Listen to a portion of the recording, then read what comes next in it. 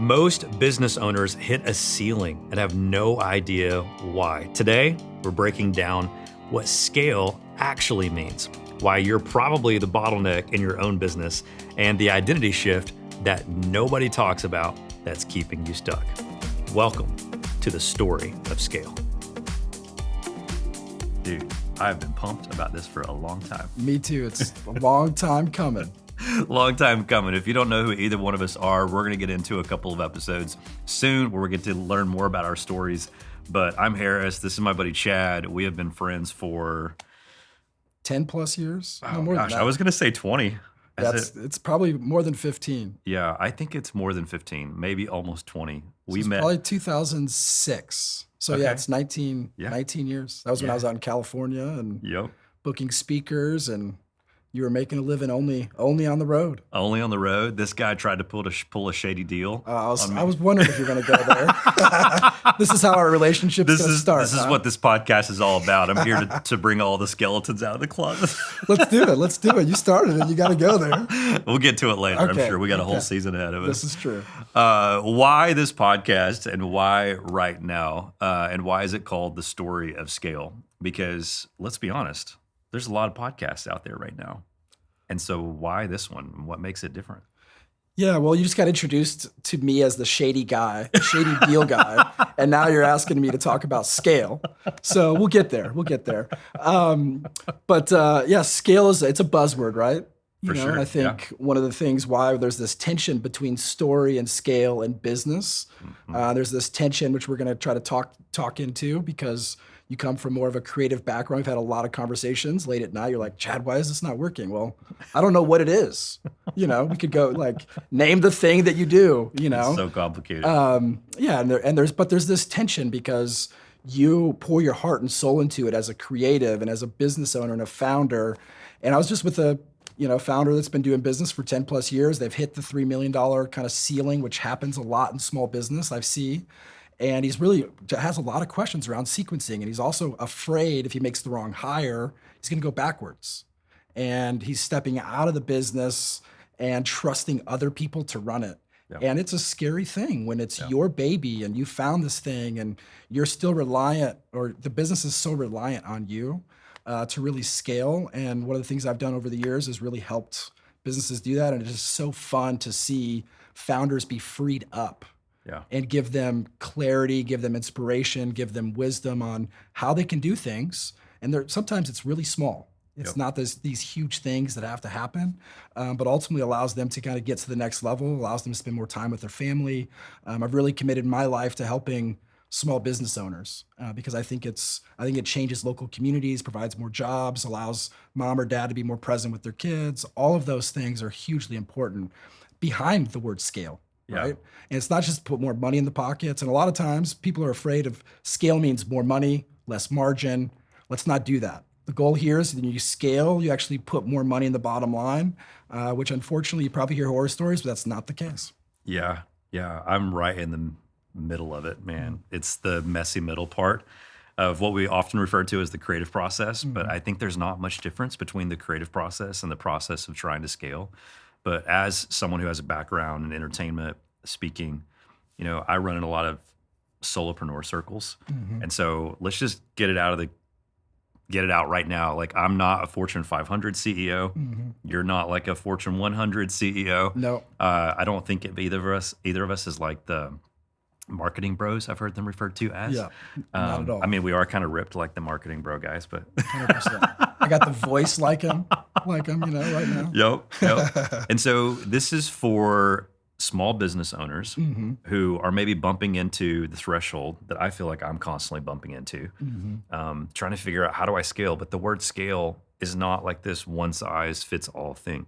Totally. I think when we hear the word scale, we often think of Fortune whatever. Yeah, unicorns in Silicon Valley. Yeah, billion-dollar valuations. Yep. And that doesn't mean that if you're a founder of a software company, you're not going to get value out of this. But what kind of scale are we talking about?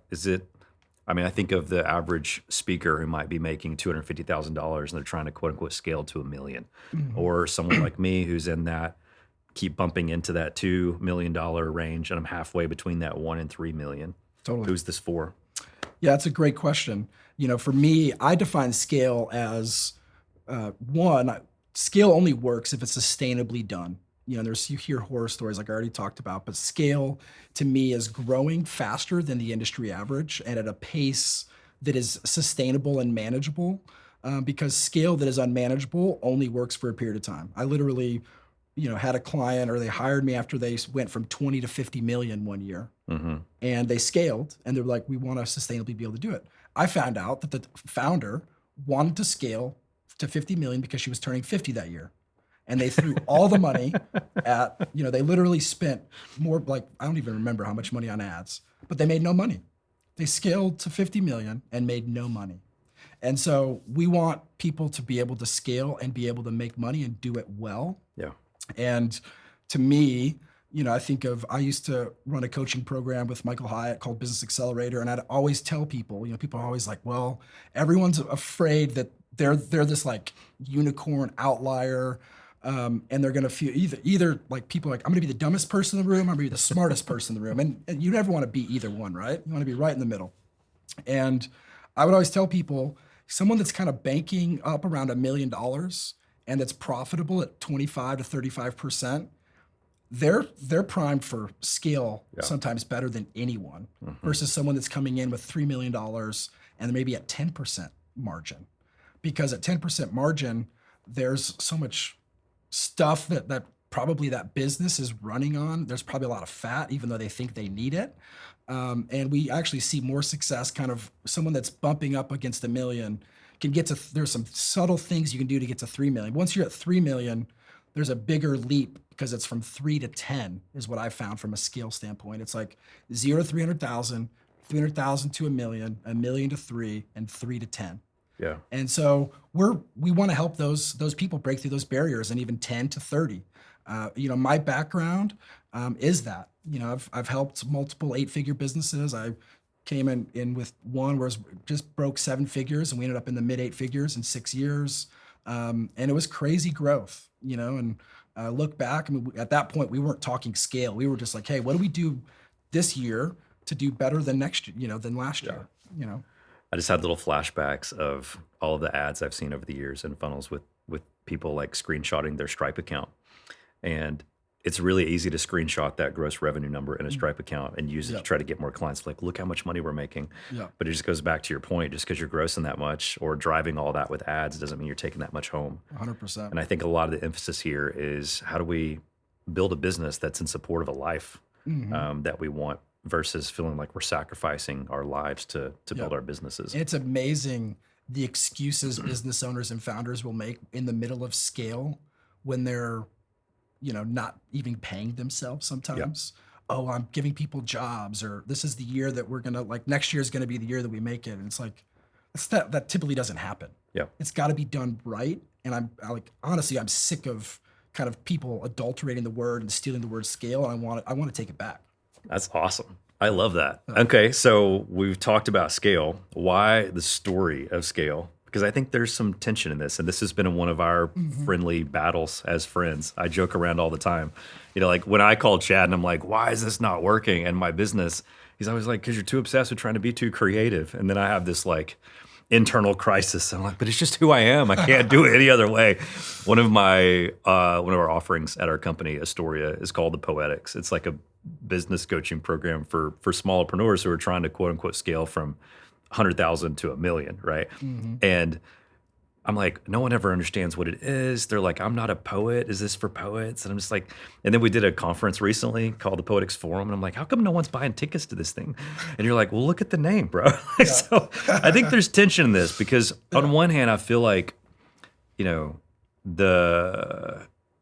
Creative Act or the Creative Way. What's the dude's name? Who wrote that book? Rick. Yeah, Rick Rubin. Rick Rubin. That clip that always is going around viral of him talking about, like, don't worry about the audience. Like, don't create for them. Create for yourself. I feel stuck in that tension all the time because I'm like, gosh, everything I'm building, I'm pumped about. I'm excited about. It feels like an expression of me. It's like the world is a big canvas and I just get to paint on it.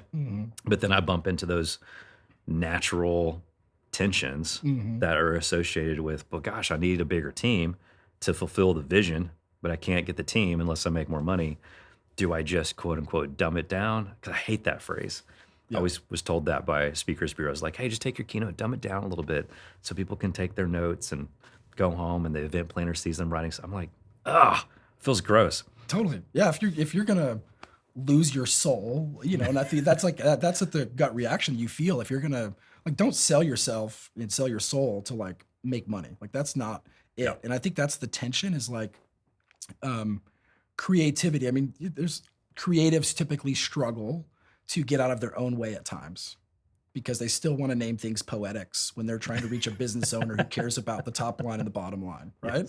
Yes. So you're going to attract just by the name. The reality is you're going to attract more creatives, and while that is who you are, you have more value in this world than just offering something to creative style businesses. Hmm. Um, you know, you've been extremely successful.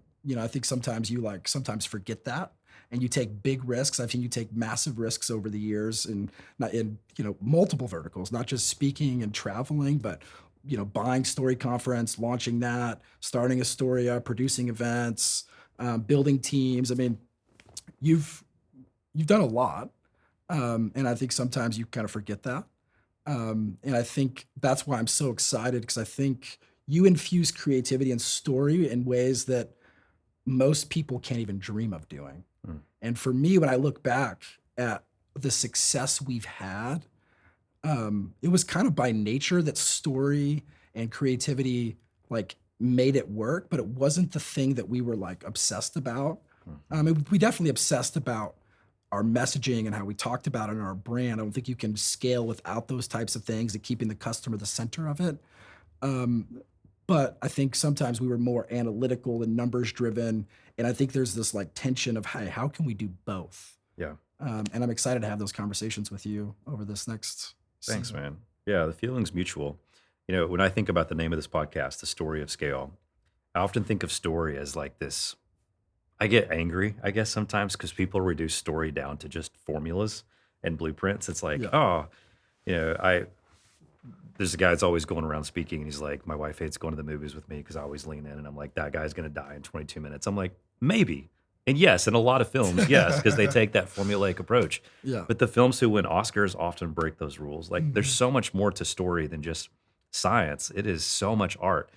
And yet, Yep. scale, as you were talking about earlier, sometimes gets mischaracterized and misunderstood as only science. Mhm. And yet, sometimes there's an art to scale, and there's certainly a deeper conversation to have around scale. And so, for me, when I think of the story of scale, it's this beautiful blend of the tension that is often found between commerce and creativity. And for me, that feels like a daily tug of war. I think about that. You ever heard the old Walt Disney quote where he's like, I make movies to make money so I can make more movies? Yeah. And to me, it's about the vision. It's like I've got this vision of the work that I want to do in the world, the Mhm. impact that I want to have, the legacy that I want to create. And yet, in order to achieve that level of transformation in the world, scale is the only option. Mhm. Like, it's Yep. not about more money Yep. and needing to put more in my pocket. It really is about I need more resources to be able to do bigger things in the Totally. world. But right now, I am the bottleneck. And Yep. to me, I think that's a lot of the conversations we're going to have is Mhm. how do we as business owners not be the bottleneck to the growth, regardless of what the motivation behind the growth 100%. is? Yeah. Yeah.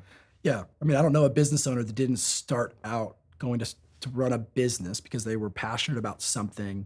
They had a technical skill that turned into a business, whatever. Yep. They were passionate that all of a sudden realized, oh crap, I now have a business. I'm a business owner. What do I do? How do I manage people? How do I get myself out of the sales process? How do I, that tension of like doing this great work? I got to show up and add value and do the work. And then I also now have to like run a business. You're telling me I need to like Yeah. hire people. I need to manage people. Why can't I just go back to doing what I loved and why I Yes. started this thing because I want, well, because you want to do more of it, right? And that's at the end of the day, that's like you hit a ceiling. And the thing Mhm. is like I already mentioned those benchmarks, like you hit a ceiling, and the reality is as founders, your job almost changes. If you're growing, your job changes almost every 3 months, every 6 months, Yep. which then also means not only does your job change, the people below you change. And that's a good sign. That means you're growing. That means there's opportunity. Um, and what most founders do is they throw people at problems first. And they think, oh, I can fix this problem. And luckily with AI now and things, there's other ways to do it. But we also find out that, like, this is kind of a precursor into the season, is that I found 30 to 40% of work as you grow, you no longer have to do. And the question we would always challenge people is like, okay, what 30% can you leave behind as Mhm. we grow and scale? But if you keep holding on to everything that you were doing as you're growing, and then you expect to like catch all the balls, Yeah. you can't do it. No, no. I think what you're hinting at is actually the identity shift that Mhm. has to happen as we grow. Totally. I mean, I was one thing for 20 years of my life. I was Mm. the magician, Yep. right? The kid who got a magic kit for Christmas at Mhm. 9 that made $1 million by 21 doing magic shows. And then all of a sudden, it's like, okay, what if I'm supposed to be more than that? What if I feel Mhm. called to more than that? What if I want to do more than that? It's hard to shift one, the public identity of how people see you, but two, how do I change my own identity to be the type of person that I need to be to Totally. fulfill the type of version of the vision that I have? Yeah. And I think that's what's super uncomfortable. Yeah. 100%. I mean, I never set out to be a business owner. I mean, I grew up very blue collar. My dad was an iron worker, never lacked for anything, but he never made more than 85 grand in a year. Yeah. I was making that at age 22. Yeah. You were making that earlier than that. And when I started my marketing agency, and we'll touch on that. I mean, I remember, scaled to 2 million in 2 years, 15 employees. And looking back, I had no idea what I was doing in my late 20s. Just had like, I was good at what I did. I hired really good people. We had great work, and we had previous success, and success just bred more success. Yeah. Um, and I could have, looking back, I could, now what I know about business, I could have exited, I could have made money. Instead, I just kind of shut it down and went and worked for a client and Yeah. left probably, 500 to $1 million on the table. Man, this is going to be so awesome. I feel the tension already of us wanting to go ahead and jump in. Yes. And so I think for now, like if you're listening in, scale isn't just about revenue. It's about a bigger vision, a bigger impact that you're trying to make. You as the business owner has to change. And so will you hear on this podcast strategies for scale for sure? Mhm. Will you have like frameworks and tactics and will we try to make this as practical as possible? I know Chad, so the answer to that question is yes, absolutely, because that's who he is. So you're going to have a lot of these really tactical takeaways, but at the end of the day, I think our business doesn't grow unless we do. And so you're Totally. going to be challenged to shift parts of the story of who you tell yourself that you are in order Mhm. to make scale possible for you. Yeah. In the next couple episodes, we're going to get into some of our stories because I know there's a lot of folks who have been engaging with you over the years, and they know your story. They haven't heard mine. There's interesting perspective there. Yep. Likewise, I want to introduce a lot of my friends and our audience to you and what you do, so that people can start to get a glimpse into the role that you've played in my life over the years. But really, I'm honored that you're willing to do this podcast. I see you as both a friend and a mentor, and Wow. sometimes that can be a Yep. blurry line. But Yep. this he's really the guy that I call when it feels like I can't figure this out. And I thought it would be really interesting to be able to listen in on conversations where a business owner who is trying to scale is sitting with someone who is helping other people scale. And so I get to be a guinea pig a lot along with you guys. And so I'm getting some value here just by being able to sit with Chad and have these conversations. I know you're going to get a huge amount of value as well. Anything you want to say that you're so excited about Yeah, well, before first we? off, I'm honored to be part of it. I'm honored that we get to have these conversations, that you've played such a vital role. I mean, when I moved to Nashville, I don't know, 10, 12 years ago, you and your family was the family that just took us in and Mm, loved on us and showed us around. And over the years, we've just stayed in touch. It's been awesome to see what you built. And I love this idea too. Like, I think one of the things is not only is it going to be practical, but you are going to hear stories. The goal is these stories can inspire you, motivate you, and help you realize you're not alone. I think some of us just need to know that, oh, like, that's a very common thing, mhm. that everyone goes through. Michael Hyatt has a saying, and I love it, is like, if you're here on earth right now breathing, you have a 100% track record of getting through all of your crap. Yeah. You know, you're here, you've gotten through it all. Mhm. Right now, there may be something right now that you feel like you're not going to get through. And, maybe it's payroll. Right now, payroll is the thing that's stressing you out. Maybe it's health, maybe it's something else. The reality is, we want you to feel confident that you can make it through anything and grow this thing and do all the things that you dream about. And sometimes your people that you lose sight that your business can be your most important asset. And so we're here to help you reclaim that. We're here to have fun. Hopefully, we're gonna share some fun stories and laugh and have a good time. But at the end of the day, it's focused on you and really want you to be able to come here and have a home to feel like, hey, this is a coach in my pocket almost of how to be able to take things to the next level in my business. Yeah, love that. All right, so if you have any feedback for us along the way, we're easy to get a hold of. Harris@istoria.com, Istoria. I'll take any personal email about the show. We want to turn this into something that continues to serve you. Chad's not willing to give out his email address, but Totally. Chad at Chadwick Cannon. Long story, but there's a guy by the name of Larry Hubaka. Larry, shout out. I hate the name Chadwick, but after a conversation with him, I've owned the name. Chadwick Cannon, CANNON.com. Chad at ChadwickCannon.com. Would love it. dude, I won't even open the can of worms on my name. We'll save that for the next Yeah. episode. So we're in this with you, just a couple of guys out there trying to walk alongside of you, meaningful business owners that are trying to make a bigger difference in the world by scaling your business, scaling your income, scaling your impact. This is going to be an awesome journey together. That's it for this short episode. We just wanted to introduce the concept, say hello. Next couple episodes, we'll get deeper into our stories. But ultimately, we're excited to walk alongside of you, help you figure out how to scale your business, and ultimately live a story worth scaling. It's going to be fun. Love it. All right. Thanks for listening. The Story of Scale podcast is a production of the Istoria Studio, recorded on location in Chattanooga, Tennessee at Socially You Studios. For more resources on how to not only scale your business, but live a story worth scaling, visit istoria.com/scale.